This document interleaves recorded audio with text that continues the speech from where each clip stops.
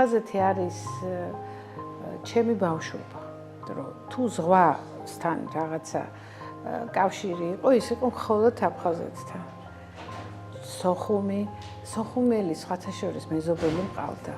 მე არ ვიყავი ნამყოფი, ეს ალბათ ვიქნებოდი მე-5-მე-6 კლასში, როდესაც მათ სახლი ჰქონდათ და ჩემს პირდაპირ ცხოვრობდნენ პლეხანოვზე. და მთელი ზამთრის არ დადაგები მახსოვს როგორ მივყავდი ამ ჩემ მეზობელს, რომ შესანიშნავი სახლი ჰქონდათ და ესეთი სოხუმელები იყვნენ, ასე ვთქვათ, ოჯახი, რომელიც მერე გადმოვიდა თბილისში და იმათმა ძალიან შემაყვარეს სოხუმი. დიდი სახლი, ჩემთვის აი ეს ბავშვობა ხო იცით როგორ რაღაცა წარმოგიდგენია ჯადოსნური ყველაფერი ლამაზი, რაღაცა პომპეზური ძალიან ლამაზი სახლი ჰქონდათ. ეს სუნი არ მავიწყდება. აი იმ ბავშვობის, რომელიც ბაღი ჰქონდათ და თქვენ ხო იცით როგორ ყვაოდა იქ ყველაფერი, მაგნოლია, ყველაფერი მთელი რაღაც ის სურნელი, რომელიც ბავშვობას ძალიან ძლიერი აქვს ეს სუნიც და აღქმა და ის რო არ გავიწყდება. ამიტომ ის ზამთარი, რომელიც იყო ჩემი არდადეგები, იყო დაკავშირებული სოხუმთან. და ცოტა როდესაც წამოვიზარდე, ალბათ ვიქნებოდი 14-15 წლის, პიცუნდაში ყოველ წელს ნანის დავყავდი. იმიტომ იქ იყო სახლი, კორპუსები კი იყო, მაგრამ იქ იყო, არ ვიცი, რუსულად დომტორშესტო იყო, ხელოვნანთა სახლი. იქ იყო წარმოუდგენელი ჯერ სილამაზე იყო, ან რა ზღვა იყო, ან რა ის ბავშვობა, ხო იცით, აი ბავშვობის აღქმები, რომელიც ეხა ის ზაფხული იყო უკვე მაღალი კორპუსი, რაღაცა სხვანაირი, არ ვიცი, ხალხიც, სტუმრებიც და სხვათა შორის ფესტივალი ჩამოაყალიბა ჯანსუღ კახიძე და ლიანა ისაკაძე, რომელიც ყოველ წელს მოდიოდნენ და იყო პატარა ეკლესია, ხრამი, რაღაცა არ ვიცი, იქ კეთდებოდა აი ესეთი სასწაული ფესტივალები.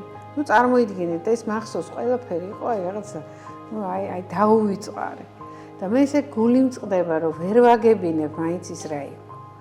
ჩემმა შვილმა მითხრა, აი რა არის ესეთი განსაკუთრებული, აი რა განსაკუთრებული ზღვა იყო, განსაკუთრებული აი ეს რაღაცა კენჭები რო ჩანდა. ეხლა შანს კაც შეიძლება რა თქმა უნდა, სადაც დავდივართ, მაგრამ აი რაღაცა აუხსნელი ამბავი იყო, გაგრა, რომელიც შეფენილი იყო, არაჩვეულებრივი ესეთი სახლები.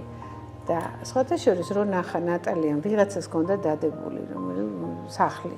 და მითხრა ესო მონაკოაო თუ რაღაც საფრანგეთი. ბევრი ადარებს. ხო. და აი ვერ იჯერებს, რომ აი ასეთი საოცრებაში მე მოგზაურობდი. სუსუ პატარა რო ყავი, გაგრიბი იყო ასეთი გაგრიბში, ბებიას და ბაბუას დავყავდი და ნანიც და მაშინ იყო ისეთ შესანიშნავი. აი წარმოუდგენელი ხარე არის და მე სულ სიზმრებში ხანდახან მართლა ხშირად მესიზმრება და არ ვიცი, ისე გული მწყდება, რომ იქ შესაძლებელი აღარ არის, რომ ჩვენ იქ მოვხვდეთ, მაგრამ მე მაინც რაღაცა იმედებს ვიტოვებ, რომ ეგება ჩემი შვილი და შვილიშვილები მოხვდნენ ამ საოცრებაში. ისევ ცრის, ისევ ღამეა ხამე კვლავ ჩემი ცის მოსასხამია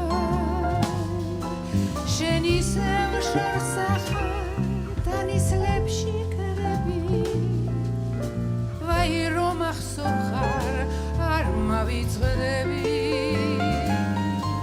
შენ ისევ შევსახარ დანისლებში კრები ვაი რომ ახსოვხარ იყო გამორჩეული კლიმატი, როგორც ვიცი, სტუმართ მოყარეობაც. ყველაფერი იყო გამორჩეული. იწვიმებდა და ზუსტად 10-15 წუთში გამოვიდოდა მზე.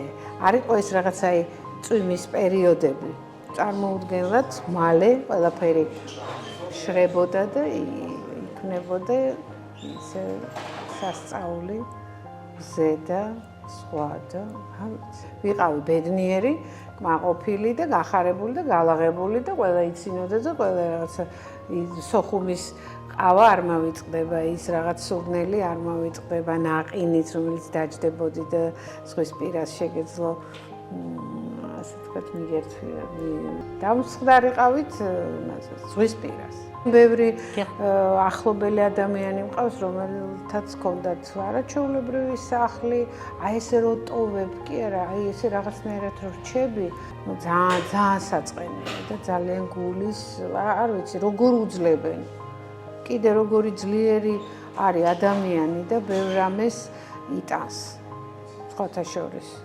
აი ამ რაღაცა ამ ტკივილს, ამ ტკივილით და ოღონდ მაინც რას ფიქრობ, იცი, იმედი აქვთ. აი ბოლომდე ვთვლი რომ იმედი აძლევინებთ ეს იმედი, რომ ისინი დაბრუნდებიან ან თავის რაღაც სახს დაუბრუნდებიან და ძალიან აი მესმის კი არა, ვერც წარმომიდგენია ალბათ მე რა დამემართებოდა მათ ადგილას. როგორ წარმოგიდგენიათ მაინც გზა აფხაზეთისკენ? აი თქვენ რო გითხრათ, ხვალ მივდივართ აფხაზეთში, პირველი თქო რა ვიცი, სიამოვნებით, სიხარულით შევარდები აფხაზეთში. ნუ ეს ხო, იცი რა, ძალიან საწყენია, როდესაც ადამიანების ურთიერთობები არის ყველაზე მნიშვნელოვანი.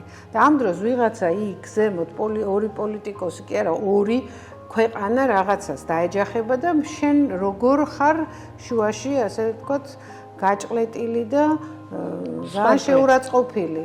და ამ დროს შეიძლება ეს ორი აი ვთქვათ, აფხაზი და ქართველი ისე კარგად იყვნენ, როგორც წარმოგვიდგენია ჩვენ კიდევ უფრო მეტად.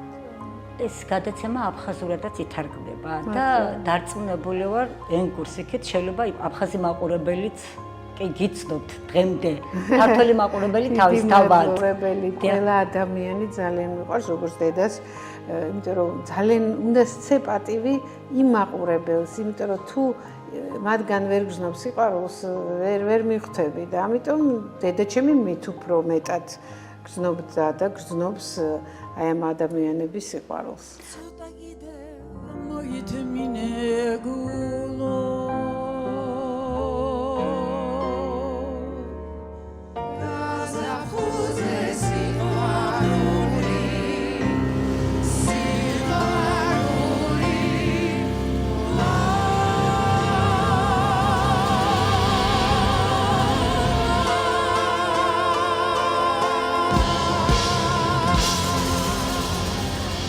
გავხვა საქართველოში, იქ დარჩენილ ქართველებსა და აფხაზებს რას ეტყოდით, რა გზავნილს გააგზავნიდით აქედან? ალბათ გაძლება, იმედი არ დაკარგონა, ეს არის ძალიან მნიშვნელოვანი.